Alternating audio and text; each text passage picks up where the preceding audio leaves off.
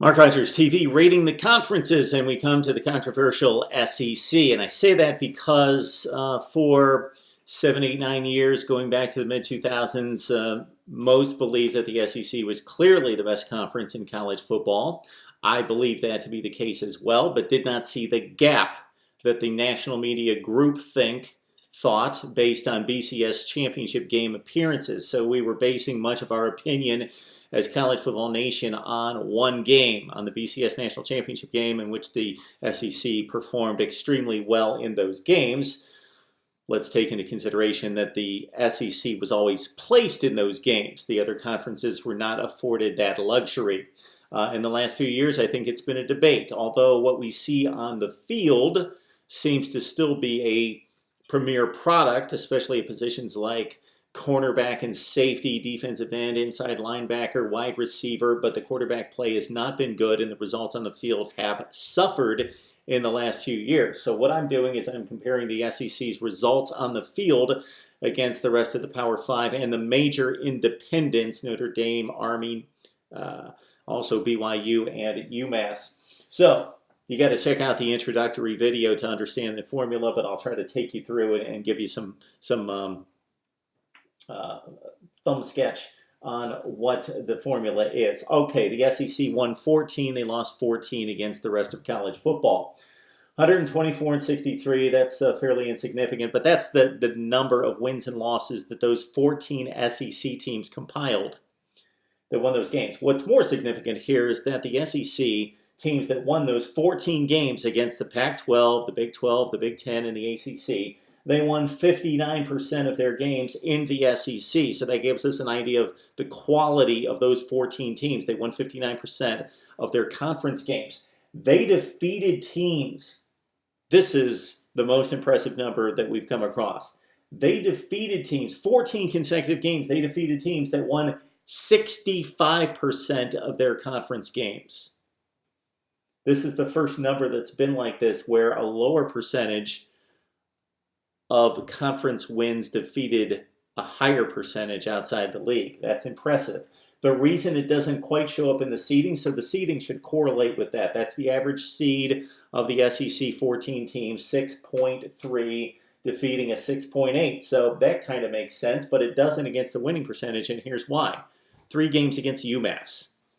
UMass is a horrible team, but they're an independent, so they didn't play conference games, or they would have weighted that down significantly. So the 65% is impressive, but take into consideration UMass would have gone 1-7, 0-8 in most of the Power 5 leagues, so that would have weighted that down considerably. All right, the 14 SEC losses look like this. They won just over 50% of their games in conference, and they lost the teams that won almost 70%, so that makes sense. They lost 14 consecutive games, teams that were barely 500 in the SEC, losing to teams that were pretty dominant elsewhere. And so let's run down those losses for the SEC. Alabama lost to Clemson. Auburn lost a couple games, to Clemson. They also lost to Oklahoma. LSU lost to Wisconsin, Texas A&M to Kansas State, Ole Miss to Florida State, Vandy lost a couple games, North Carolina State and Georgia Tech. Kentucky also lost to Georgia Tech, and so did Georgia, so the SEC not faring well against Georgia Tech. And consider the seedings in those games. Vandy at 12 loses to Georgia Tech in 8, Kentucky in 8 getting blown out by Georgia Tech in 8, Georgia at 7 losing to Georgia Tech in 8, so that hurts the SEC right there. Florida, the 2, loses to Florida State, the 4. That's the worst seeding loss for the SEC. South Carolina loses to Clemson. That's understandable. Mizzou loses to West Virginia, and Mississippi State loses to BYU. The seedings are based on the standings. I explained that in the preview video. And also I had to give seedings to Notre Dame, BYU, and the other independents. I did that by taking their record and averaging the slotting per conference, meaning if they were a 5 in the Big 10 and a 7 in the ACC and a 6 in the SEC, etc., I averaged that out and I designated the seeding. So, for example, Mississippi State, a 10 seed in the SEC, lost to BYU, a 5 seed elsewhere. The wins for the SEC we forgot to hit.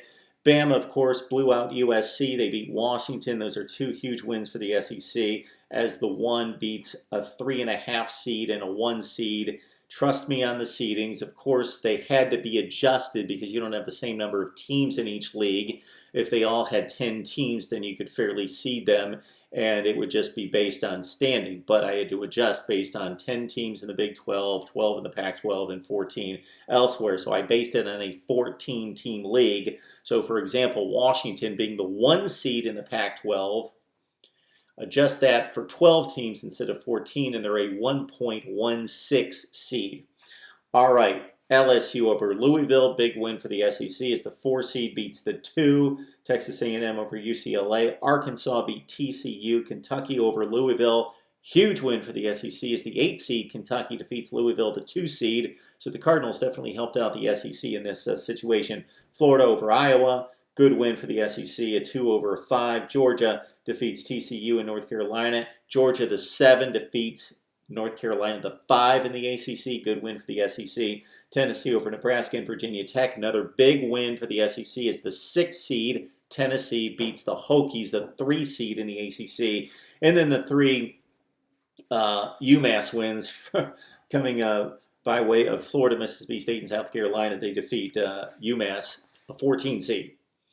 So what all that means is that the average win is 20. So if your 1 seed beats another 1 seed, so Clemson beat Alabama. Clemson gets 20 points, and so does the ACC. 20-point win for the ACC, 20-point loss for the SEC. Every game's worth 20 points, unless the seeding doesn't match up. So, for example, Arkansas, 9 seed, defeated TCU, a 7 seed in the Big 12. TCU's the 5, but adjusted seeding based on only having 10 teams, 7 seed in the Big 12. So the SEC gets 20 points, plus they get the 2-point seed difference. So they get 22 points for that win, and the Big 12 takes a 22-point hit. So the average quality of win for the SEC is an 18.79. Which makes sense because if the average win is 20, but higher seeds typically beat lower seeds, so you're not going to hit that 20 mark, and no league did, but that's fairly close to 20. Not as good as the Pac-12, which was at 19.4, but the quality of loss very strong for the SEC at a 17.9, so you want that to be as low as possible, the other one to be as high as possible. Subtract the wins minus the losses, and you come out with total points. And for the SEC, I think those UMass wins actually hurt them more than helped them with only 14 total points. And we will see how that shakes out against the rest of the Power 5. Tell me what you think of the formula, and we'll talk about it right here on Mark Rogers TV.